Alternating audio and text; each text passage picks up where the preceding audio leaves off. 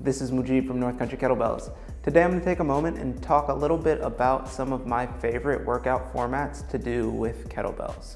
Whether I have kettlebells at my house and I'm just looking for something to do in between moments or give myself a great workout, or if I'm at a gym and I want to incorporate kettlebells into the rest of my overall workout, this video is aimed at giving you an idea of a few very simple ways that you can use kettlebells and have a great effective impact and safe impact on your overall training experience. I like to think that the best workout formats are the ones that we can be consistent with and that we can perform quickly and easily.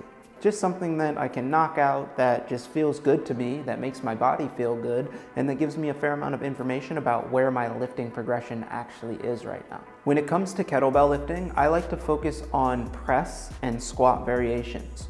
One of the main reasons why I like the press and the squat variations is just when I think about those two movements alone, I think of at least 3 different exercise variations for each one. When I first learned how to lift kettlebells, the press variations that I used were the strict press, the push press, and a bottoms up press. When it comes to squats, I also learned the goblet squat, the single arm squat, and the bottoms up squat.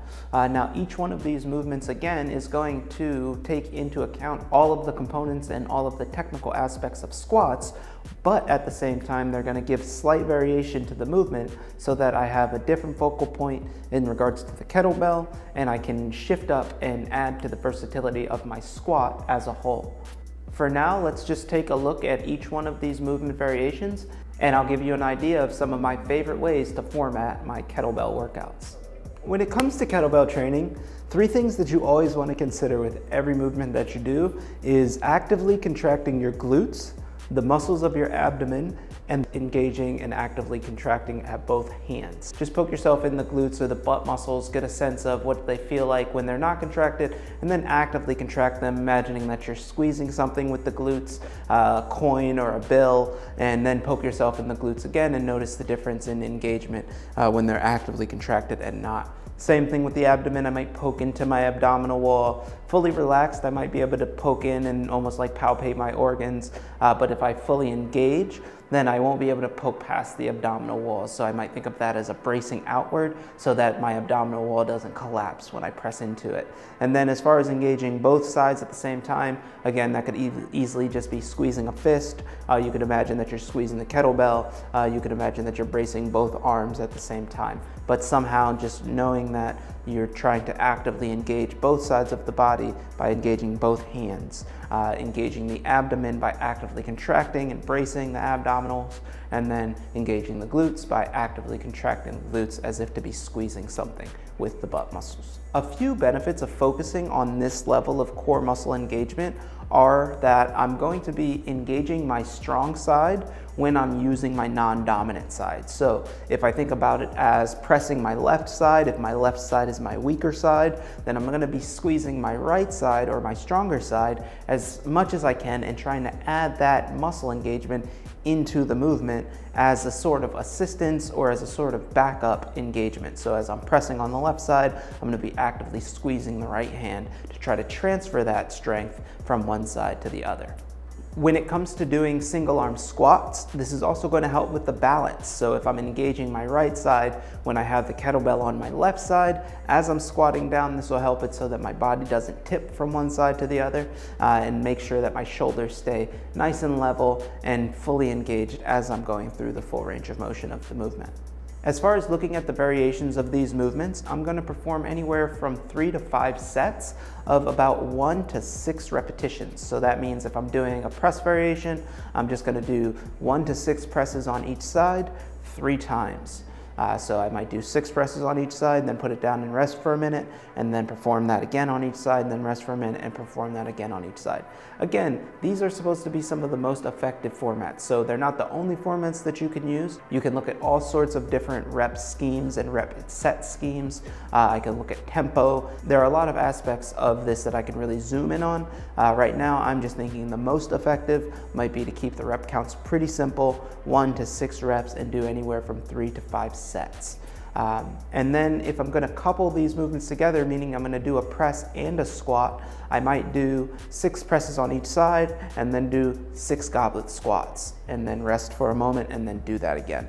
Or I can do all 5 rounds of my presses and then move on to my squats and do all 5 rounds of my squats. If I'm just trying to get my legs to feel like they're active and to feel like I'm trying to get the blood moving through them, I might just do a simple goblet clean and squat for 6 reps for 3 rounds. But if I'm trying to really challenge myself and give myself a bit more of a skill-based workout, then I might do some single arm squats or some bottoms up squats.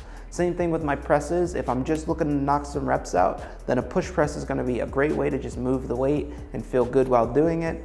The strict press is gonna give me an opportunity to really press up against that weight and press up against my full ability.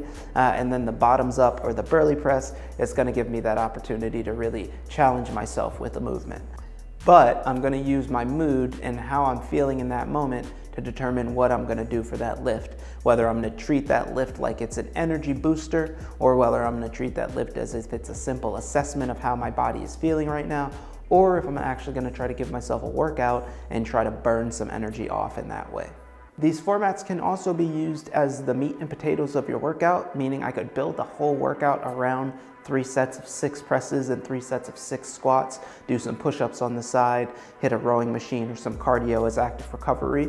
Or I could use these formats as the active recovery themselves, meaning I might do a bit of high intensity work and right while I'm breathing, before I take a full recovery rest, I might do some cleans and some presses or some cleans and some squats just as a way of letting my body know, even when I'm tired, I can still do some good work.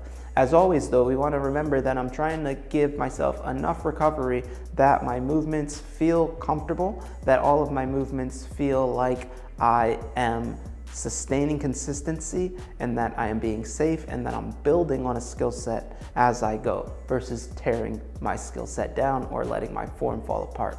And as always, never let your form fall apart. When it comes to consistency of kettlebell lifting, I like to say if we're drawing circles, as soon as my form starts looking like an oval or a square, then I'm not drawing circles anymore. So when it comes to doing kettlebell lifts, if my movements aren't looking exactly as they should, if my movements aren't getting better as my sets go on, then I'm not actually doing the practice, and in fact, I'm just deterring it. You can think about it like music. If I'm supposed to be playing a chord and I have a note that's off, well then I'm not playing that chord, and I should be practicing how to get that chord to be more precise and more consistent. So try out a few of these workout formats and let me know what you think. Remember, as always, safety and consistency are going to be our primary focal points when training with kettlebells. If you have any questions or if you want to learn more about kettlebell lifting and some of the programs that I offer here at NCK, you can visit northcountrykettlebells.com. Also, check me out on IG at NC Kettlebells and on Facebook, North Country Kettlebells. Again, this is Mujib from North Country Kettlebells talking about some of the most effective formats when working out with kettlebells. Take care.